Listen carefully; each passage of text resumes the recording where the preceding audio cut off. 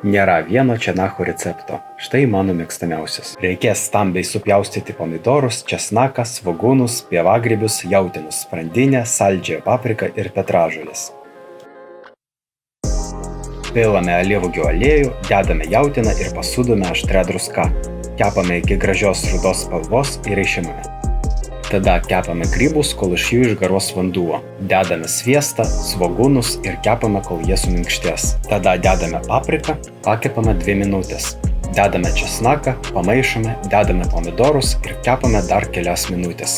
Grąžiname mėsą, dedame supjaustytas bulves, petražoles ir tokius prieskonius. Rūkytą druską, paprikos miltelius, ciberžolę, chmelį sunelį mišinį ir cukrų.